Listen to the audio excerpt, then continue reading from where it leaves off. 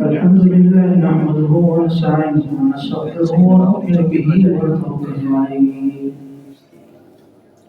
ونعوذ بالله من شرور أنفسنا من يهده الله فلا مضل له ومن يضلله فلا هادي له وأشهد أن لا إله إلا الله وحده لا شريك له وأشهد أن سيدنا وسندنا ومولانا محمدا عبده ورسوله أما بعد فأعوذ بالله من الشيطان الرجيم بسم الله الرحمن الرحيم ومن يبتغ غير الإسلام دينا فلن يقبل منه وهو في الآخرة من الخاسرين إنما يخشى الله من عباده العلماء صدق الله العظيم وصدق رسوله النبي الكريم ونحن على ذلك لمن الشاهدين والشاكرين والحمد لله رب العالمين. میرے واجب الاحترام قابل صد احترام دوستوں ساتھیوں بزرگوں، اس وقت جس دور سے ہم گزر رہے ہیں یہ دور پہلے دور کے مقابلوں میں اپنی نوعیت اور اپنے طرز عمل کے اعتبار سے بہت سی تبدیلیوں سے گزر رہا ہے اور تبدیل ہو چکا ہے، اور یہ تو ایک فطرتی بات ہے کہ ہر زمانہ ہر وقت ایک جیسا نہیں رہتا. نبی اکرم صلی اللہ علیہ وسلم کا ایک زمانہ تھا اور آپ سے پہلے ایک زمانہ تھا، اور ان عرب مشرکین کے زمانے سے پہلے ایک انبیاء کا سلسلہ جو چلا ایک مستقل ایک زمانہ رکھتا ہے. اور آج ہم 1400 سال کے بعد ایک زمانے میں جی رہے ہیں.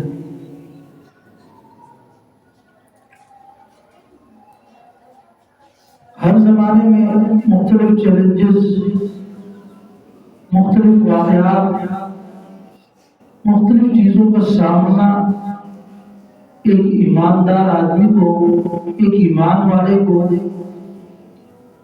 ایک مسلمان کو، ایک نبی اکرم صلی اللہ علیہ وسلم کا امتی ہونے کی حیثیت سے ایک عمل سے گزرتے ہوئے اس کو اپنے آپ کو منوانا ہے. اگر وہ اس میں کامیاب ہو جاتا ہے تو نبی اکرم صلی اللہ علیہ وسلم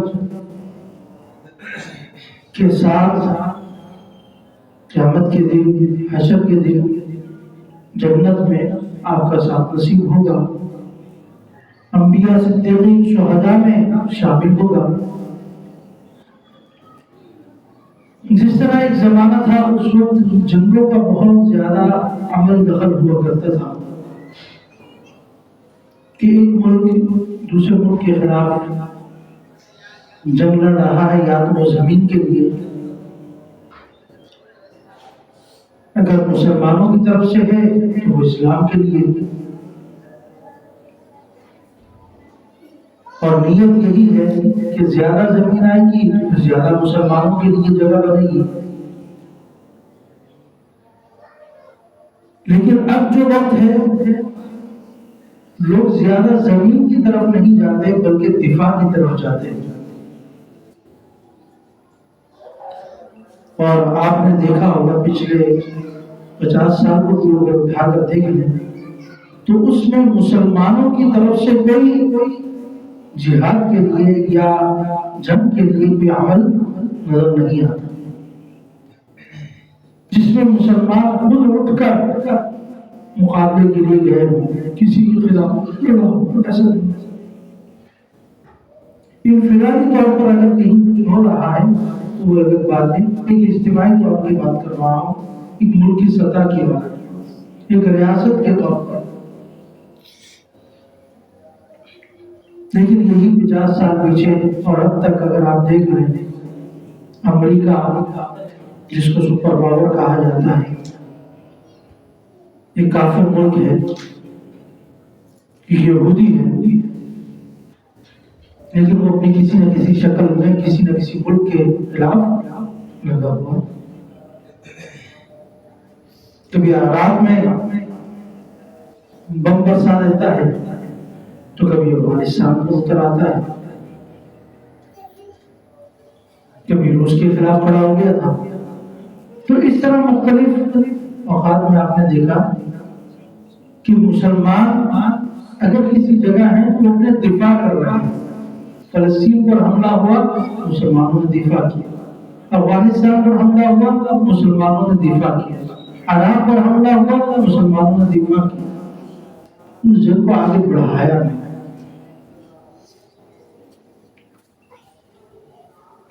تو مسلمان کبھی بھی فساد نہیں چاہتے. الحمدللہ یہ ایک چیز ہمارے اندر اپنے اسلام کے ذریعے نبی کریم صلی اللہ علیہ وسلم کی تعلیمات کے ذریعے ہم تک پہنچی ہے.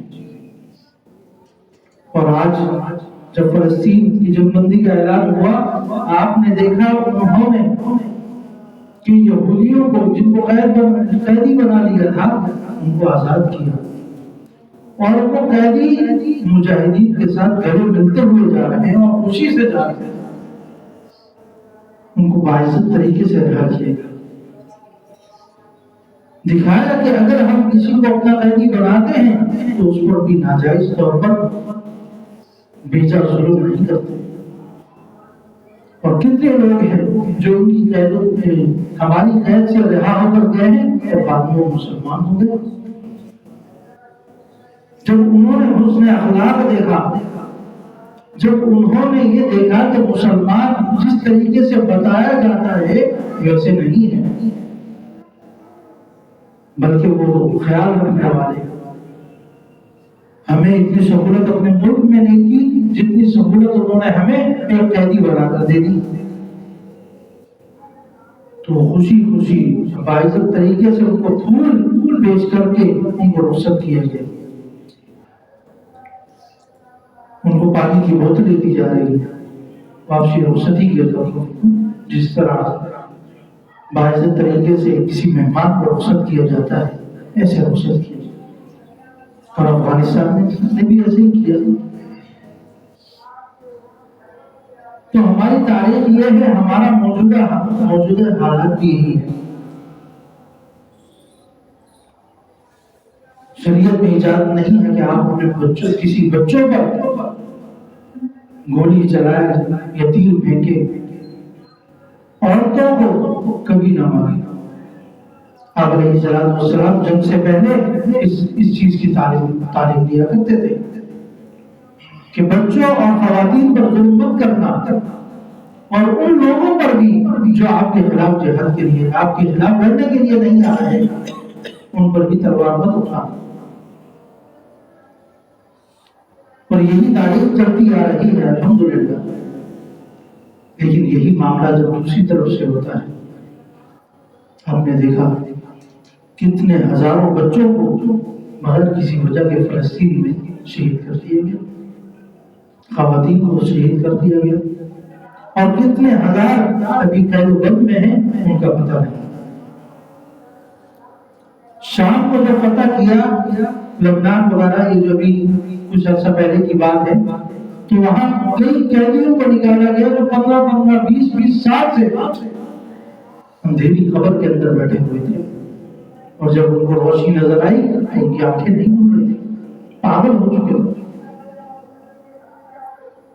جنہوں نے 15 سال سے سورج کی اپنی روشنی نہ دیکھی ہو تو وہ کیسے ان چیزوں کو دیکھ پائیں. تو ایک طرف ان کا آپ کو اخلاق نظر آتا ہے جس کو دنیا سمجھتی ہے کہ معاشرے میں اور اگر دنیا میں امن اور تہذیب یافتہ ملک دیکھنا ہو تو ان کی مثال دی جاتی ہے. حالانکہ ان کا عمل کیا بتاتا ہے اور ہم مثالوں کو مان لیتے ہیں.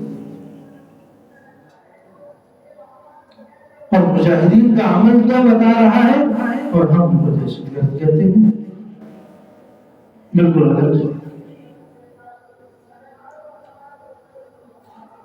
تو میں عرض کر رہا تھا کہ اب وہ زمانہ کسی حد تک جنگوں سے نکل کر دوسری طرف اطراف میں بہت زیادہ آ چکا ہے.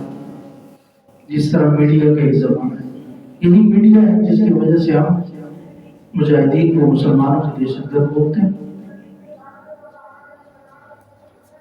یہی میڈیا ہے جس کی وجہ سے ہم ان کو تہذیب یافتہ بولتے ہیں جنہوں نے ہمارے قیدیوں کو 15-20 سال سے قید میں رکھا ہوا ہے. عافیہ صدیقی کی رہائی ممکن تھی لیکن نہیں ہوئی. کتنے عرصے سے وہ قید و بند میں مبتلا ہے، ان کے بچے جوان ہو گئے، ابھی تک ہو گئے، مڑی ہو چکی ہے، ذہنی توازن اپنی جگہ برقرار نہیں ہے، اس کے باوجود رکھا ہوا. یہ ہمارے حکمران کی بے حسی ہے کہ جب ہم ان چیزوں سے دور ہوئے تو وہ مضبوط ہو گیا. اور پچھلے 50 سال اٹھا کر دیکھیں ہر جگہ اسی کا عمل دخل ہے. وہ کبھی کسی ملک پر چڑھائی کرتا ہے، کبھی کسی دوسرے ملک پر کرتا ہے. اور مسلمان جب تک دفاع میں رہیں گے تو کبھی بھی اوپر نہیں اٹھ سکتے.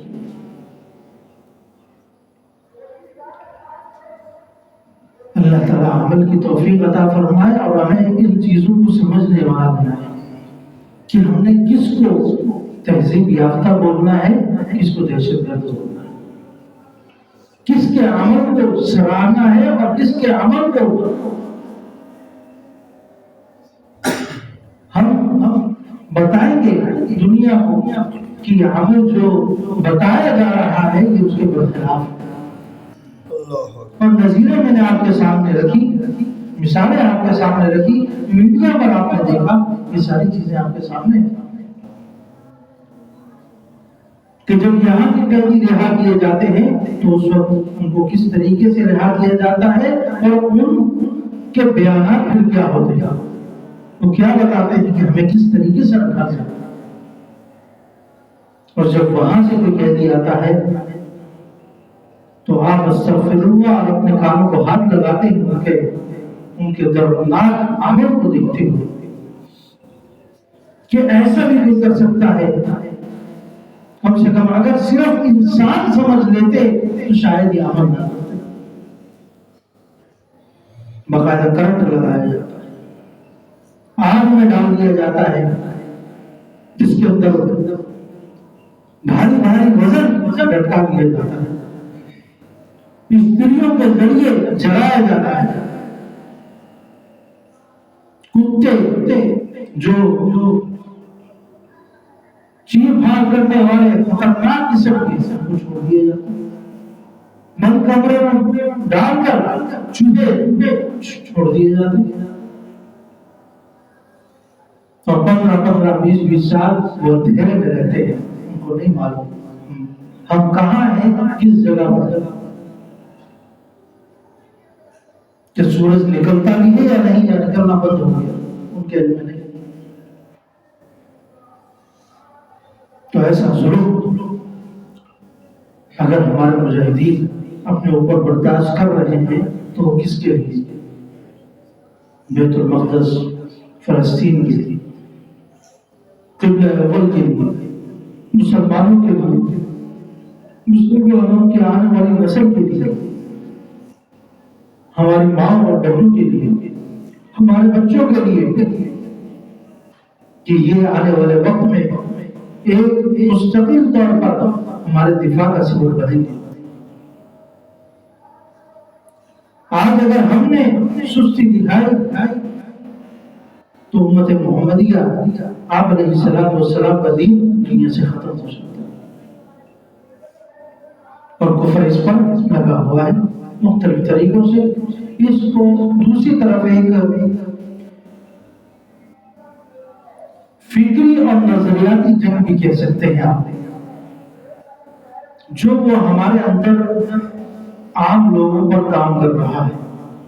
ایک تو سرحد پر کھڑے ہو کر جنگ لڑنا، جس طرح فلسطین کے، افغانستان کے لوگ اور مجاہدین لگے ہوئے ہیں.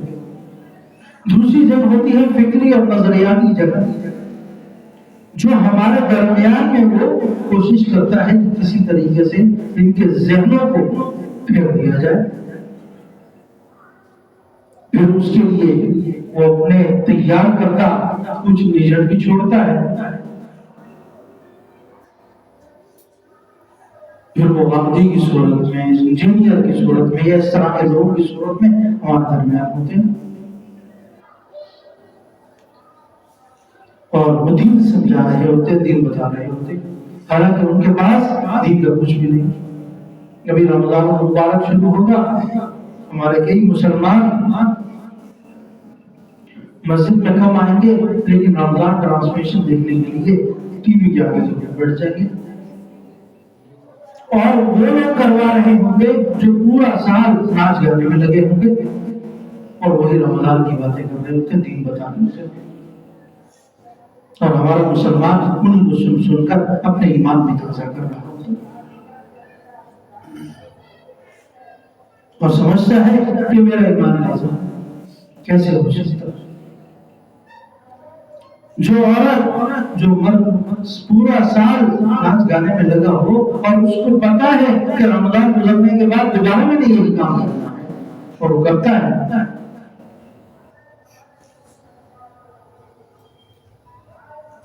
ہم اسی کو سنتے ہیں، مسجد میں نہیں جاتے، علماء کی بات نہیں سنتے. آج آپ 4 لوگوں میں بیٹھ جائیں تو ایک بندہ لازمی ایسا ہوگا جو علماء سے بدسلوک ہو، جو علماء کے خلاف بات کرے، اللہ والوں کے خلاف بات کرے. اس کا عمل یا اس کی گفتگو بتا رہی ہوگی کہ یہ حقارت کی نگاہ سے دیکھتا ہے، حقیر جانتا ہے. اس کی باتیں اس کے اندر موجود اثر کو بتاتی ہیں کہ یہ علماء سے کتنی محبت کرنے والا ہے.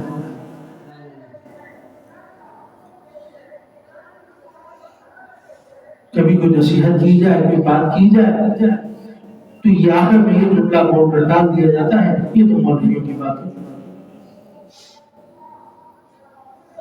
انما العلماء ورثۃ الانبیاء، کہ علماء کیا ہے؟ انبیاء کے وارث ہیں. انما یخشی اللہ من عبادہ العلماء، اپنے علماء کے بارے میں اللہ سے ڈرتے ہو، ان کے خلاف ایسی باتیں نہ کرو کہ تم قیامت کے دن پھر رسوا ہو جاؤ. اور مشاہدات سے یہ بات ثابت ہے، جنہوں نے علماء کرام کے خلاف بات کی ہے یا علماء حق کے خلاف بات کی ہے، تو اللہ رب العزت نے ان کو دنیا میں اپنے عذاب کا مزہ چکھایا ہے. آخری وقت میں پھر وہ اس حالت میں دنیا سے جاتے ہیں کہ لوگ کان پکڑ پکڑ کر ان کے مرنے پر افسوس کر رہے ہوتے ہیں کہ وہ کس حالت میں مر گیا. یا تو وہ کسی بڑی بیماری میں مبتلا ہو جاتا ہے جس کی وجہ سے اس پر عذاب آتا ہے، یا وہ آخری وقت میں ایک ایسی حالت میں مرتا ہے کہ لوگ کان کو ہاتھ لگاتے ہیں. وجہ کیا تھی کہ علماء کے خلاف، اللہ والوں کے خلاف اس کی زبان چلتی تھی، اور وہ حقارت سے ان کو دیکھا کرتا تھا، جن کے بارے میں نبی اکرم صلی اللہ علیہ وسلم نے فرمایا ان العلماء ورثۃ الانبیاء، کہ علماء کیا ہے؟ انبیاء کے وارث ہیں. انبیاء کے وارث ان کو کیوں کہا گیا؟ ان العلماء ورثۃ الانبیاء والعلماء لم یورثوا دینار ولا درہم، کہ علماء جو ہے ان کی وراثت دینار اور درہم نہیں ہوتی، ان کی وراثت مال نہیں ہوتا، ان کی وراثت علم ہوتی ہے، دھڑائی ہوتی ہے، جس کو لے کر یہ چل رہے ہیں. چند عرصہ پہلے میں نے ایک بات کی تھی کہ آج آج ہم ہر جگہ مورد الزام لہراتے ہیں کہ علماء ایسے ہیں، علماء ایسے ہیں، لیکن جب کوئی ووٹ کا وقت آتا ہے، کونسلر منتخب کرنے کا وقت آتا ہے، کسی کو اپنا بڑا بنانے کا وقت آتا ہے، تو اس وقت ہمارا ووٹ ایک عالم کے حق میں نہیں جاتا بلکہ ایک عام آدمی کو جاتا ہے۔ اور پھر ہم گلہ کرتے ہیں کہ علماء اپنا کردار ادا نہیں کر رہے۔ آپ نے موقع کتنا دیا؟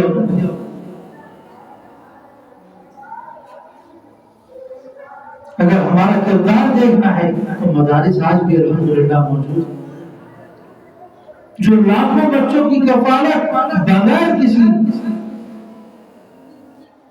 1 یا 2 روپے کے وہ کرتے ہیں۔ کوئی فائدہ نہیں ملتا، بغیر ثواب کی نیت سے، بغیر پیسے کے ان کو تعلیم دے رہے ہیں، اور اعلیٰ قسم کی تعلیم دے رہے ہیں جو دنیا کی کوئی اور یونیورسٹی نہیں دے سکتی، جس میں باپ کا احترام،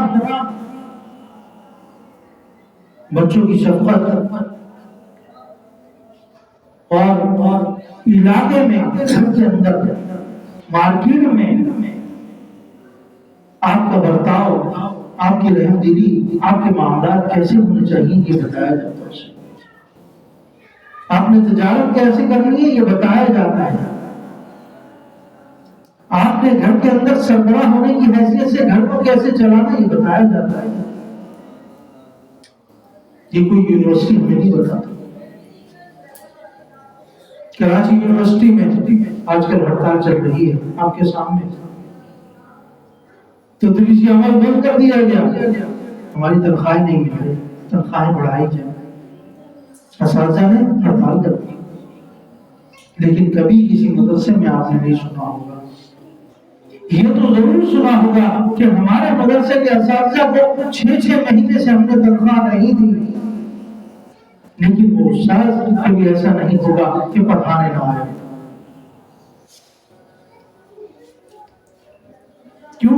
وہ اللہ کی رضا کے لیے پڑھاتے، اللہ کی خوشنودی کے لیے پڑھاتے، مال یا اپنی جیب کے لیے نہیں پڑھاتے۔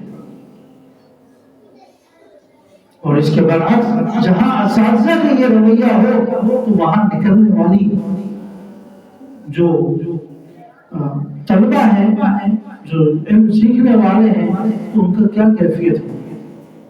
اور یہی وجہ ہے کہ ان کو پہلے دن سے بتایا جاتا ہے یہ والی ڈگری حاصل کرنے کی کوشش کرو، تمہاری اتنی سیلری لگ جائے گی، تم اتنے کمانے والے بن جاؤ گے، تم ڈاکٹر بن جاؤ تو تم اتنا کما لو گے۔ پھر وہ خرچہ کرتا ہے، اور خرچہ کرنے کے بعد پھر وہی خرچہ عام عوام سے نکال رہا ہوتا ہے، 1-2 ہزار روپے فیس لیتا ہے اپنے معمولی سی بات کے لیے، اور پھر کہتا ہے میں نے بھی تو 14-15 لاکھ روپے اتنی رقم لگا دی ہے اس ڈگری کو حاصل کرنے کے لیے، تو اب میں وہ سارے کی ساری یہ سب وصول کروں گا۔ کوئی پیمانہ نہیں۔ تو میں عرض کر رہا تھا کہ اس وقت نظریاتی اور فکری جنگ شروع ہو چکی ہے، جس پر کفر جو ہے مستقل طور پر کامیاب ہوتا جا رہا ہے، اور اس سے پہلے میں نے آپ کو بتایا کہ سرحداتی جنگ کے اندر وہ پہلے سے کامیاب چلا رہا ہے۔ پچھلے 50 سال کو اٹھارے تو وہ جنگ جس کو ہم اسلحے کے زور پر کرتے ہیں اس میں تو وہ ہے ہی اکیلے سے، اور مزید وہ نظریاتی طور پر اور فکری طور پر ہمارے درمیان میں ایسے لوگوں کو چھوڑ رہا ہے جس سے ہماری ذہنی اور ہماری